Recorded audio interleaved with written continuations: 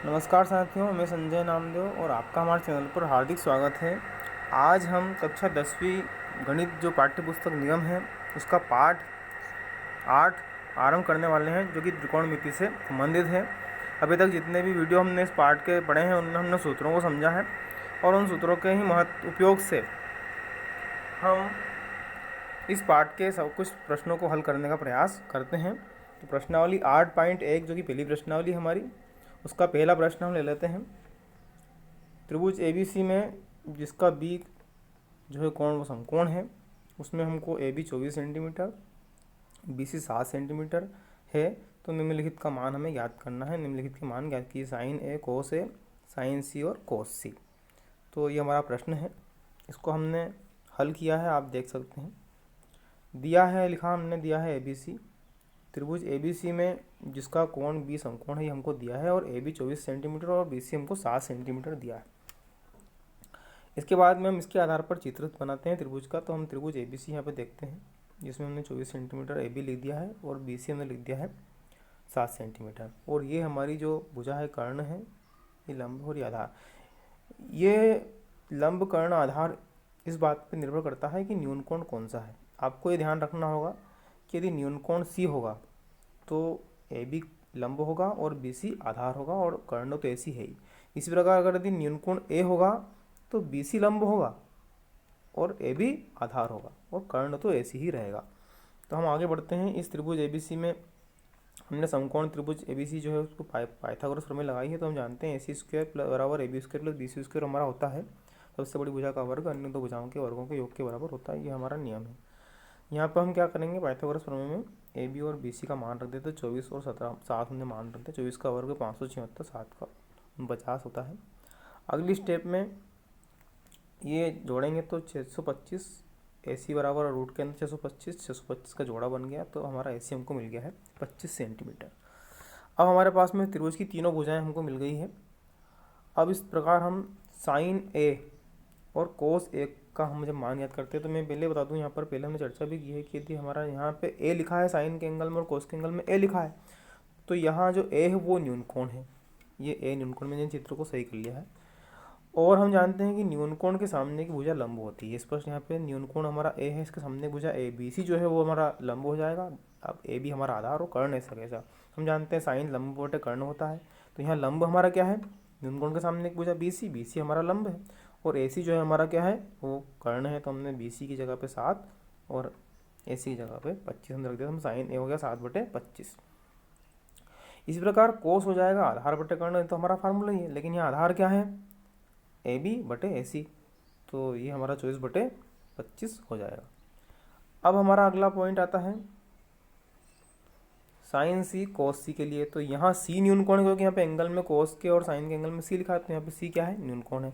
अब हमने चित्र को ऐसे बनाया कि C न्यून कोण यहाँ ले लिया और A ऊपर, तो हमारा ABC। अब हमारा AB यहाँ आ गया और BC यहाँ, तो AC अब AB हमारा क्या है, लंब है, और BC हमारा क्या है, आधार है, और कर्ण हमारा 25। तो साइन C के लिए वही लंब बटे कर्ण फार्मूला वही रखा, लेकिन AB/AC, वहाँ BC/AC था। A के लिए, यहाँ C के लिए क्या है, AB/AC। तो ये 24/25 हमने मान रख दिया। इसी प्रकार कोस का आधार बटे कर्ण, तो ये BC/AC और ये 7/25। तो हमारा पहला प्रश्न इस प्रकार से हल हो जाता है। अगला हमारा प्रश्न है, एक आकृति हमको दी गई है, ये आकृति चित्र प्रश्न में दिया है। तो tan P minus cot R का मान हमें ज्ञात करना है। और आकृति में त्रिभुज हमको समकोण त्रिभुज PQR दिया है, जो Q पर समकोण है। इसका कर्ण 13 है और जो लंब है इसका वो 12 है। तो इसमें भी बता दें कि अगर जैसे यहाँ पे P लिखा है tan के एंगल में, तो P के लिए न्यून कोण P माना जाएगा, तो ये QR लंब होगा और आधार हमारा PQ होगा। इसी प्रकार जब हम R को लेंगे, तो R जब न्यून कोण होगा तो लंब हमारा PQ और आधार QR, जो एंगल में है उसको न्यून कोण मानेंगे, तो उसके सामने की जो भुजा वो लंब होगी। तो बड़ी भुजा कर्ण और जो तीसरी भुजा वो आधार। सबसे पहले यहाँ समकोण त्रिभुज ABC में पाइथागोरस प्रमेय का हमने सूत्र लगाया, तो PQ का वर्ग PR का वर्ग बराबर PQ का वर्ग और QR के वर्ग के बराबर है। यहाँ क्या किया है, हमने मान रख दिया और मान रख करके PQ का, PR का, PQ का और QR ऐसा कैसा लिख दिया। तो 169 144 हो जाएगा, वर्ग करेंगे 13 और 12 के, तो 144 इधर ला करके हमने माइनस का कर दिया है।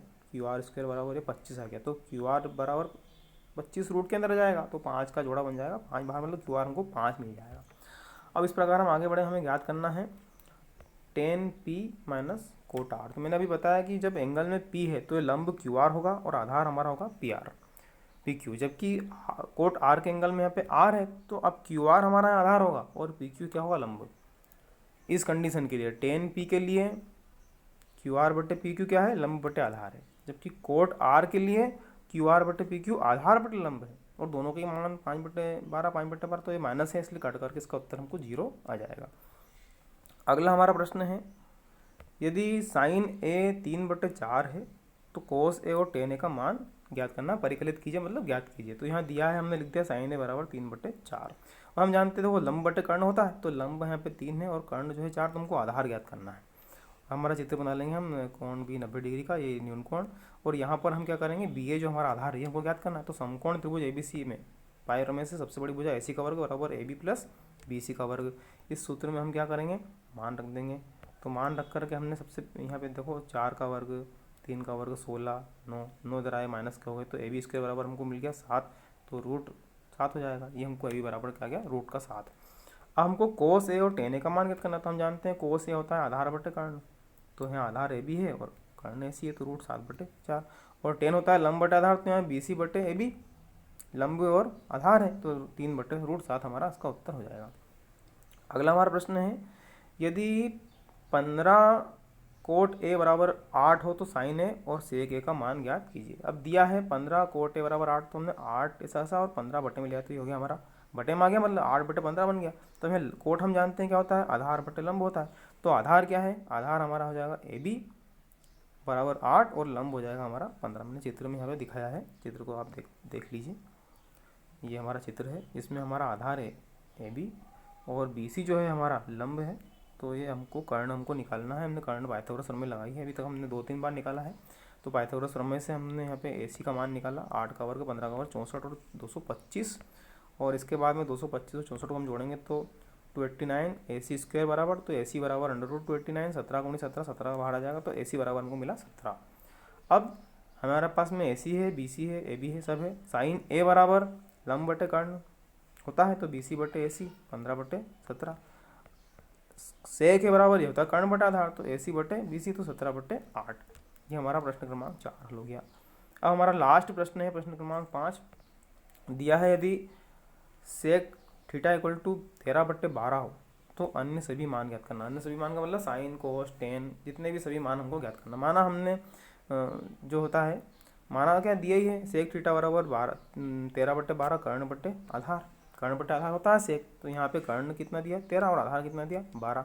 तो वही समकोण त्रिभुज में पाइथागोरस प्रमेय लगाएंगे, AC स्क्वायर बराबर AB स्क्वायर, इससे तो 13 और 12 में रख दिया। और चित्र भी साइड में आप देखिए, चित्र भी बना हुआ है।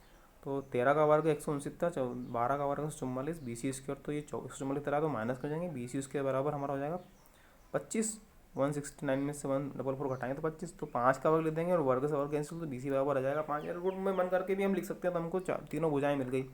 अब तीनों भुजाएं मिल गई हैं, तो यहाँ पर देखें हमने यहाँ पे पाँचों मान लिख लिए हैं। साइन होता है लंब बटे कर्ण, कोस होता है आधार बटे कर्ण, टेन होता है लंब बटे आधार, कोट होता है आधार बटे लंब, और कोसेक होता है कर्ण बटे लंब। देखिए ये जो साइन कोस के जो मान है, हमने पहले वीडियो में आपको समझाए थे, सूत्र इस प्रकार से होते हैं। और ये जो यहाँ भुजाएं चित्र में दी गई है, उसको हमने लंब BC है तो BC लिख दिया, AC है तो AC लिख दिया, मतलब जो भुजा यहाँ चित्र में जो है वो लिख दिया, उनके हमने मान रख दिए हैं। तो हमें साइन मिल गया, साइन थीटा बराबर 5/13, कोस थीटा बराबर 12/13, टेन थीटा बराबर 5/12, और कोट थीटा बराबर 12/5, और कोसेक थीटा बराबर 13/5। इस प्रकार से हमें पाँचों मान मिल जाते हैं। तो इस प्रकार हमने प्रश्नावली, जो हमारी पहली प्रश्नावली है 8.8 की 8.1 की, उसके 5 प्रश्नों को आपको हल करवाया है। बाकी के शेष प्रश्नों को आपको हल करवाएंगे हम हमारे वीडियो के अगले अंक में। हमारे चैनल पर बने रहिए, चैनल को लाइक कीजिए, सब्सक्राइब कीजिए, और अपने साथियों को भी बताइए। इस प्रकार घर रह कर के भी हम थोड़ी थोड़ी पढ़ाई करते रहेंगे, तो हमारी लिंक बनी रहेगी पढ़ाई की, और हमारा पढ़ने के प्रति भाव बना रहेगा, और हमारा टाइम भी जो है पास होता रहेगा, क्योंकि हमें रहना घर पर ही है। तो पढ़ाई करते रहिए, सूत्र याद करते रहिए, इनको कॉपी में लिख लीजिए, नोट्स बना लीजिए। बहुत बहुत धन्यवाद।